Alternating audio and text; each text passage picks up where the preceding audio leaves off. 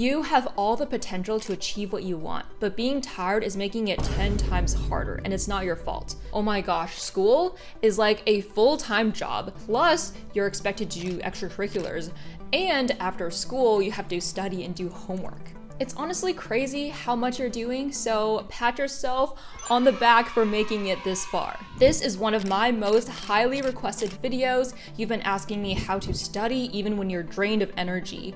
I've been there too. So we're going to solve that problem today. Hey, it's Amy. I completely understand how tired you are after school. Trust me, I was a varsity tennis athlete. I did way too many clubs, like at least 12. Plus, I was taking 5 AP classes at one time, but I actually managed all of that while sleeping 8 hours a day and still having fun with my friends and spending time with family.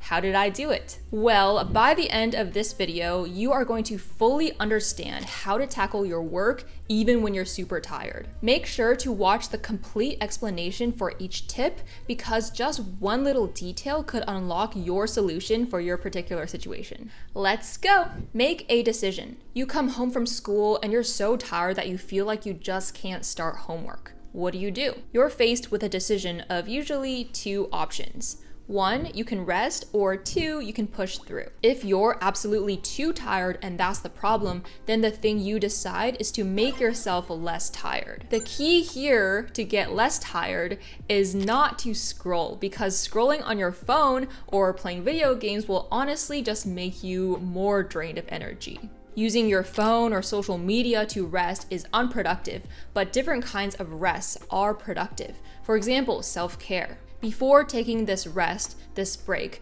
make sure you actually need it. Ask yourself, am I truly burned out? Or is this an opportunity for me to get stronger? What doesn't kill you makes you stronger. Stand a little. Okay. And anyway, if you decide you really need the break, then honestly just take a power nap. Literally go home and sleep. That's completely fine. I did this all the time at Caltech, even between lectures, because I was just so exhausted. I'm taking a nap! You want to take a nap? I'm taking a nap here. Okay, take a nap right there then.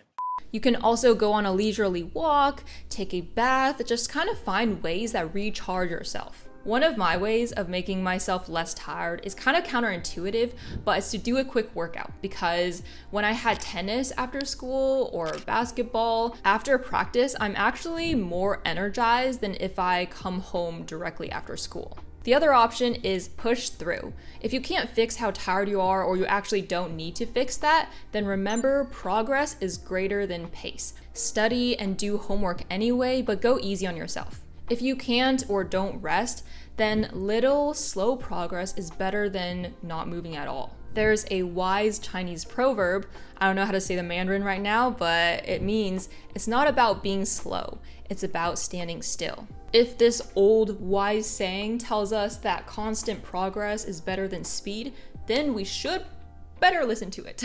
Either way, no matter what you do, I do not recommend drinking coffee or Red Bull and trying to pump yourself to push through the night. I prefer more natural ways of being energized, because otherwise you would probably grow an addiction to coffee and rely on it, and plus it'll make you crash later. Whatever you do, just make sure that you're converting your time properly. No matter how tired you are, just keep in mind that the next thing you do should be helping you in some way. If you're pushing through, you can actually make it easier. If your slow, tired pace of studying was a 5 out of 10, you can make your new tired pace of studying an 8 out of 10. So here's how to study with more energy and speed.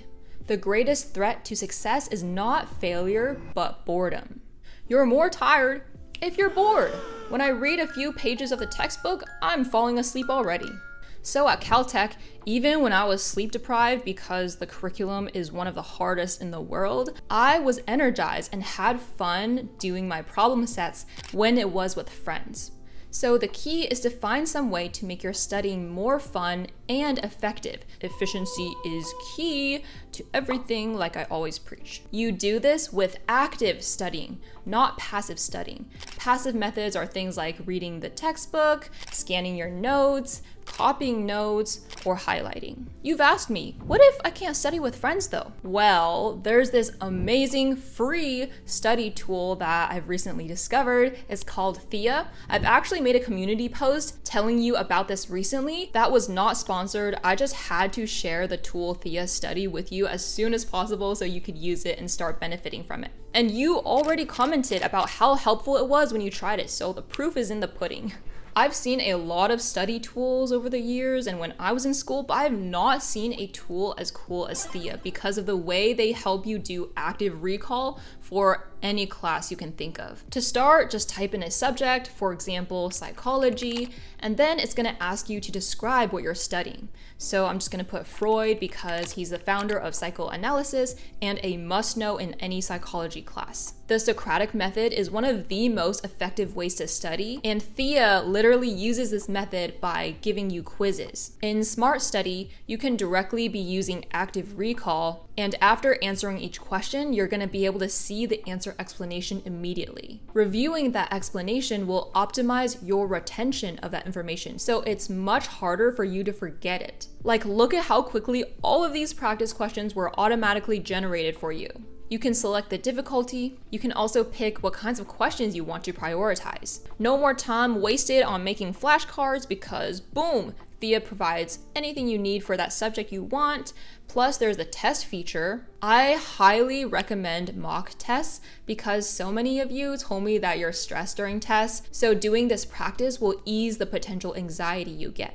You can always look back at these tests to review what you missed and study for your real exams. Just when you thought it couldn't get any better, Thea can also generate a complete study guide. Like, this single page gives you everything you need to know on that topic, and if you specify specific terms you need, the study guide will adapt according to what you have to study. You can also upload your handwritten notes, so Thea can read it and generate questions based off of your notes. Thea Study is cool because the name Thea is like the A. I love a good pun. Use Thea now to end the school year strong. You get free access right now, so make sure to check it out with the link in my description. Commit yourself. No matter how tired I was, I couldn't open my eyes half the time in lectures, but I still had to go to basketball practice. No matter what, I still had to run sprints up and down the court. I still had to make my free throws, otherwise my coach would yell at us. And no matter what, when I had study sessions with my friends, I had to show up because otherwise I would fall behind. These are called non-negotiables, commitments that I had to stick to even when I was super tired. That's why for you, it's really helpful to make your own non-negotiables, because if you have things like a study session scheduled or you have to meet with your TA, then no matter how tired you are, you're gonna get there and get her done, and even though you're tired, you will never regret doing it. If you can't schedule things like TA meetings or tutoring, then find an accountability partner. Maybe it's your friend, maybe it's your parent, honestly. Be creative and think about how you can create some kind of commitment in your situation, such that even when you're tired, because come on, we all get tired sometimes, you'll still be able to do what you need to get done. I'm tired of this, Grandpa. That's too damn bad! For example, you can also make these commitments fun things, because I was insane for doing this.